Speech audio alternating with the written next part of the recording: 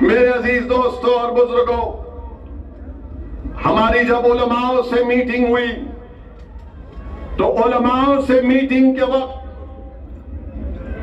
हमारे मोअज़्ज़िज़ उलमाओं ने हमसे कहा कि असदुद्दीन ओवैसी साहब, आप अपने भाषण में, अपनी तकरीर में आप मुसलमानों से अपील करिए कि वो नमाज के पाबंद हो जाएं, वो कुरान करीम की तिलावत करें, वो कुरान और सुन्नत के मुताबिक अपनी जिंदगी को गुजारे, वो अच्छे इंसान बन जाए, ताकि ना सिर्फ ये सरजमीन, ना सिर्फ गुजरात प्रदेश बल्कि भारत और ताकतवर हो जाए।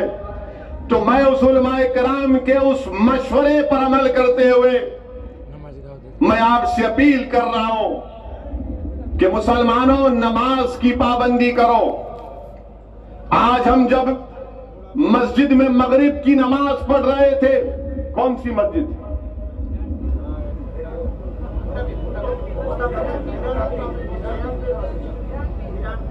पीरानपीर मस्जिद में नमाज पढ़े मगरिब की हम। मुझे जरा कड़वी बात कहना है, मुझे माफ कर दो आप। बहुत से नौजवान बाहर खड़े थे कि हम बाहर निकलेंगे तो हमसे हाथ मिलाएंगे या सेल्फी लेंगे।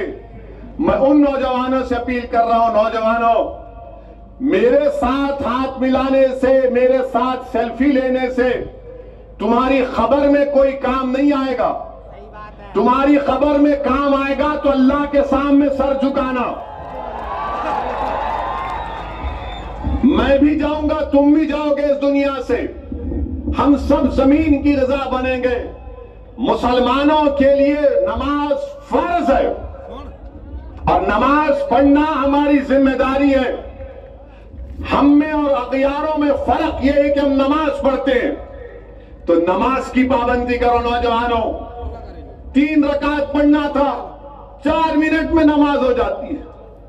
ऐसा गए, वजू करे, आए, 3 रकात पढ़े, पहले 3 की आदत डालो, फिर 2 की पढ़ेंगी, फिर 2 की पढ़ेंगी।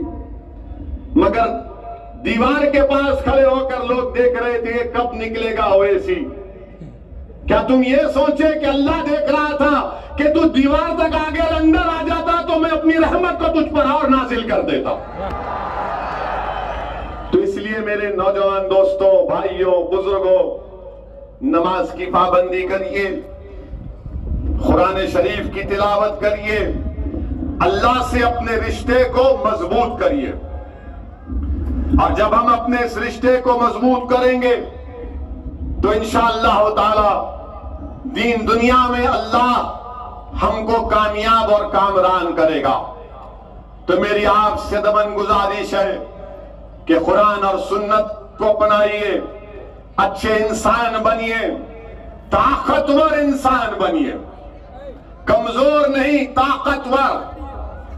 ताकतवर बनिए। और ताकतवर से मतलब यह नहीं है कि दौलत हासिल करना, ताकतवर से मतलब यह नहीं है कि किसी को गाली देना मोटी, ताकतवर से मतलब यह नहीं है कि किसी को गुस्सा दिखाना। ताकतवर यह है कि तुम सच्चाई को अपना लो, तुम हक परस्त बन जाओ। यह ताकत है हमारी।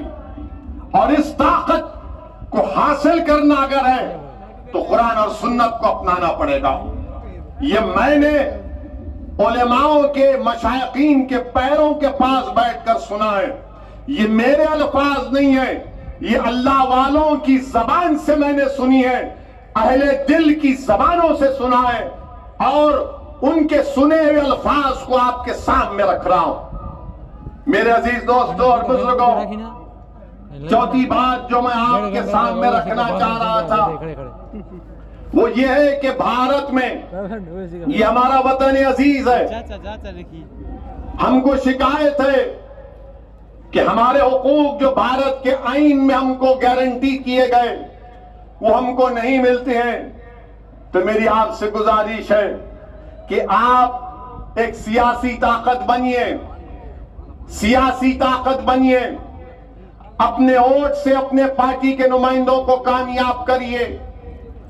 और याद रखिए मेरी इस बात को, आप हुकूमतों को बदल नहीं सकते, मगर आप में इतनी ताकत है कि आप अपने पार्टी के उम्मीदवारों को विधायक एमएलए बनाकर गुजरात की विधानसभा में भेजा सकते हैं। अगर आप ये काम करने तैयार हैं तो याद रखिए, जो पिछले 50-60 साल से नाइंसाफियां होती आ रही हैं, उन नाइंसाफियों का हम खात्मा कर सकते हैं। मजलूमों को जो उनके हक से महरूम कर दिया जा रहा है, हम उन मजलूमों को इंसाफ दिला सकते हैं।